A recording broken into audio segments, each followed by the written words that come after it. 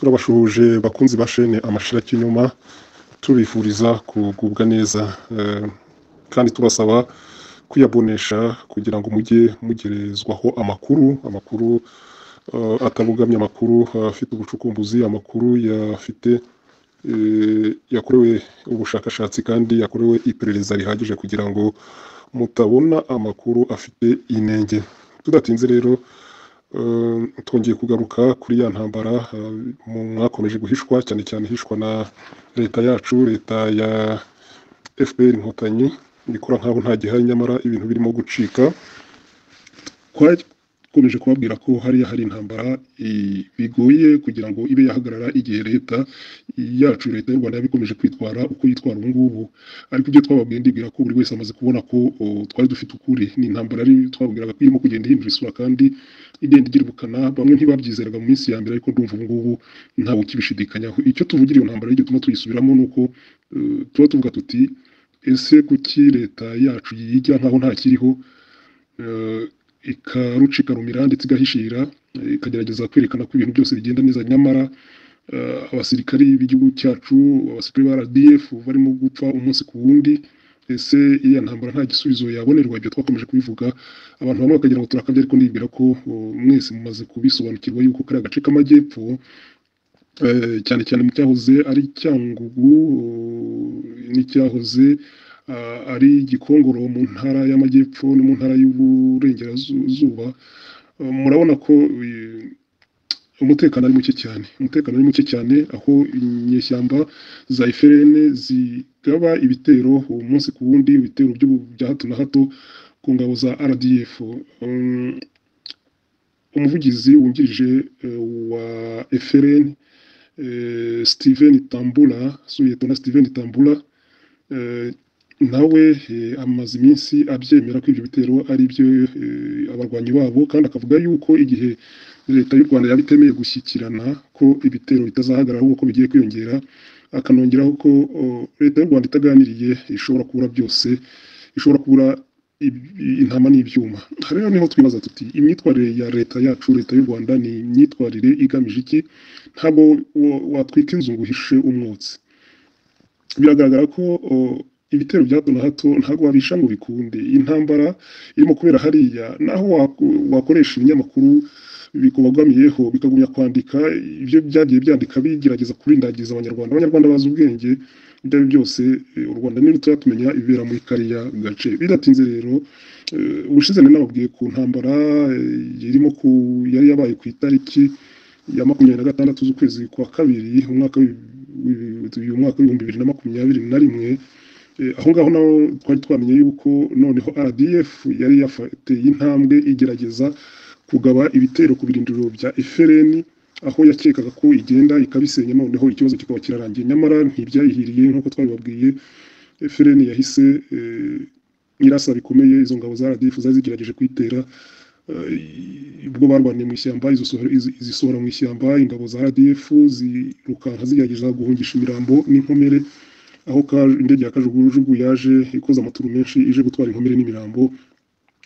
FRN yaje kwerekana ibikoresho birimo amabombe mu bwoko bwa Stream yabatse icyo gihe. Ariko rero icyo tubabwira nuko nyuma yaho imirwano yarakomeje, noneho ikomeza nk'uko bisanzwe ari FRN mo kugaba ibitero. Urugero twavuga nk'iki gitero cyo ku wa gatanu w'iki cyumweru gishize ku itariki 12 z'ukwezi kwa gatatu ku gicamunsi nko mu saa 10, ubwo FRN yagabye igitero nanone gitunguranye kandi gikomeye mu murenge wa Ruheru, kuri pozisiyo y'ingabo z'u Rwanda RDF, mu murenge wa Ruheru, akagari ka Ruhinga, akarere ka Nyaruguru, intara y'amajyepfo mu cyahoze ari Gikongoro. Abasirikare ba RDF batunguye iyo pozisiyo zo muri ako gace, zaratunguwe ziraswaho bikomeye n'ingabo za FRN, ku buryo muri akagari ka Ruhinga haguye abasirikari batari bakeya, ndetse barimo n'uwari ukuriye abasirikari bari aho ngaho. Twamenye ko yahatakarije ubuzima. FRN yafashe ibikoresho birimo zantibare, birimo ingofero zitamenwa n'amasasu, zikingira umutwe, harimo imbunda nini yo mu bwoko bwa mitrailleze, harimo n'imbunda ntoya, harimo nanone amabombe mu bwoko bwa za Stream, harimo n'ibindi bikoresho bitandukanye FPR yarangije isubira mu birindiro byayo. Banyarwanda banyarwandakazi, iyi ntambara ko ubona ko leta y'u Rwanda idashaka ko yakemuka, hari kandi abana b'u Rwanda barimo kwashirira amaherezo azayabahe. Twakomeje kuvuga tuti birakwiye ko leta yemera ko ifite ikibazo, noneho ikagerageza no kugira uruhare kugira ngo gishakirwe umuti. Kuri iyi nshuro twagerageje gusobanuza abasobanukiwe cyangwa se abahanga mu bya gisirikari. Umwe yatubwiye ati iriya ni intambara igoye RDF, kuko twamazije tuti ni kuki leta y'u Rwanda yahisemo guhisha ibyiriya mirwano. Yadushubije ati mu bihe bya mbere RDF buriya cyangwa se na leta y'u Rwanda yibwiraga yuko bashobora kumetiriza situation, ni ukuvuga ngo bibwiraga yuko bashobora guhosha ibyo bitero bakoresheje ingufu za gisirikari. Aratubwira ati ariko iriya ni intambara ya kinyeshyamba. FPR irimo gukoresha intambara ya kinyeshyamba, we yavuze mu rurimi rw'igifaransa yise guerilla.